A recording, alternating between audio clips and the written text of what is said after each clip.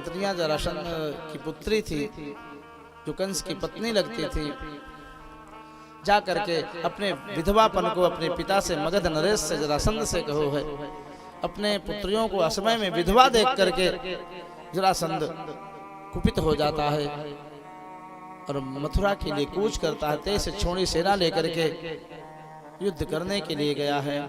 भगवान ने चतुर्भुज रूप धारण किया मथुरा लीला में। शंख चक्र गदा पद्म वैकुंठ से अवतीर्ण भय, खल मूषल आए हैं दाऊ जी के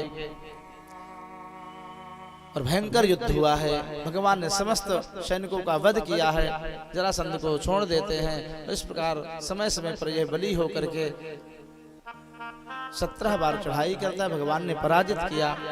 18वीं बार तैयारी अभी ये कर ही रहा है कि सज्जनों, नारद जी की प्रेरणा से काल यमन नाम का एक दैत्य आता है और मथुरा पर चढ़ाई कर देता है। भगवान निशस्त्र होकर के अकेले ही रणछोड़ राय का रूप धारण किए हैं और भगे हैं। कायर की तरह भगवान भगे हैं, क्योंकि ये वंशियों के द्वारा अबद्ध है। इस कारण सज्जनों, आज भगवान उसको लेकर के गुफा में प्रवेश करते हैं। पीछे पीछे उसने भगवान का पीछा किया था, गुफा में भगवान चले गए। भगवान अंदर जाकर के अपने पीतांबर को राजा मुचकुंद निद्रा में डूबे हुए उनके ऊपर उड़ाए दिए। अंदर भगवान चले गए। क्रोध में आया, देखा कृष्ण हमको परेशान करके सो रहा है, विश्राम कर रहा है। क्रोध में आकर के काल यमन ने एक चरण प्रहार किया है मुचकुंद के ऊपर। असमय में जग गए मुचकुंद, क्रोध आया है और जो ही उन्होंने देखा है भस्मी भवत तत्क्षणात्, चढ़ करके भस्म हो गया काल यमन। पीतांबर देखा। गर्गाचार्य जी ने कहा था तुम्हें भगवान के दर्शन प्राप्त होंगे। दिव्य छटाएं गुफा में प्रकाशित हो रही हैं। भगवान बाहर आए हैं मुचकुंद के पास और दिव्य स्तुति किया है मुचकुंद ने श्याम सुंदर की। 18वीं बार चढ़ाई करके जरासंध आया। भगवान ने विश्वकर्मा के द्वारा दिव्य द्वारकापुरी का निर्माण करवाया है और समस्त यदुवंशियों को वहां योग माया से पहुंचाया। दाऊ के साथ फिर से रणछोड़ बन के भगवान दक्षिण दिशा की तरफ भगे हैं। एक पहाड़ पर चढ़ गए दक्षिण भारत की तरफ। जरासंध पीछा करते करते गया और चारों तरफ से घेर करके अग्नि लगवाया है। भगवान कूद करके समुद्र के द्वारा द्वारका में पहुंचे हैं। कालांतर में रेवत नाम के एक राजा हैं। रेवती नाम की उनकी पुत्री थी। ब्रह्मलोक में गए ये अपनी पुत्री को लेकर के। वो युग दूसरा था, ब्रह्मलोक तक गति होती थी पुण्यात्माओं की दिव्य रथ के द्वारा। तो वहां पर नृत्य हो रहा था। कुछ क्षण बीता, रुक गए। नृत्य हो रहा है, ब्रह्मा जी का दरबार सजा हुआ है। तो राजा पुत्री के साथ कुछ क्षण तक रेवत रेवती के साथ रुक गए, देखते रहे नृत्य। जब नृत्य शांत हुआ, बंद हुआ, तो ब्रह्मा जी को प्रणाम करते हैं और कहा है पितामह, आपने विधि का विधान लिखा है। इस पुत्री के लिए मैं वर को खोजते खोजते थक पड़ा हूं, कोई मिला नहीं आज तक विवाह के लिए।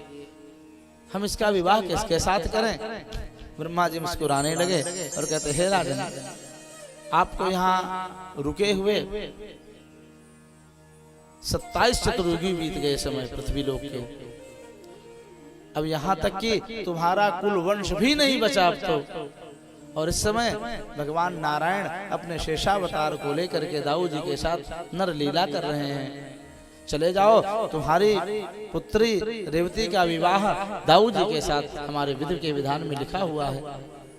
दाऊ जी महाराज के पास लेकर के द्वारका में आए हैं रेवत अपनी पुत्री रेवती को लेकर के। लेकिन सज्जनों, सतयुग के राजा और उनकी पुत्री, तो सतयुग के प्राणी, ऐसा गुरुजनों ने कहा है, शास्त्रों में लिखा हुआ है कि प्रत्येक युग में आयु, बल, तेज, सब व्यवस्थाएं, बुद्धि आदि अलग अलग होती थी सज्जनों। कलयुग में 100 वर्ष की अवस्था आयु कही गई है। लेकिन जब कलयुग का चौथा चरण आएगा तो भागवत जी के 11 स्कंद में, 12 स्कंद में भगवान ने कहा है, सुखदेव जी कहते हैं 63 विंशत आयु परमायु कलौ निर्णाम।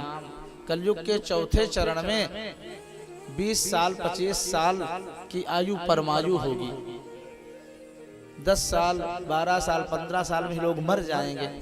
आज हम लोग 3.5 हाथ के होते हैं और छोटे छोटे हो जाएंगे, बौने हो जाएंगे सब लोग, नदियां सूख जाएंगी, वृक्ष छोटे छोटे होंगे, फल नहीं लगेंगे उनमें, चारों तरफ हाहाकार मचेगा, इतना कलिकाल का उपद्रव होगा। द्वापर में, त्रेता में, सतयुग में मनुष्यों की आयु, बल, तेज, सामर्थ्य अलग होता है। अब सतयुगी ये पुत्री रेवती, ऐसा वर्णन आता है कि 27-28 हाथ के लोग होते थे उस युग में, और द्वापर युग के लोग 7 हाथ के होते थे, कलयुग के लोग 3.5 हाथ के होते हैं। तो दाऊ जी छोटे हैं और रेवती बहुत बड़ी हैं, उनके साथ विवाह होना है।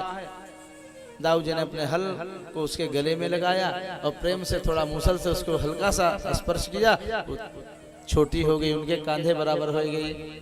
बड़े विधि विधान से विवाह हुआ सज्जनों रेवती और दाऊ जी का।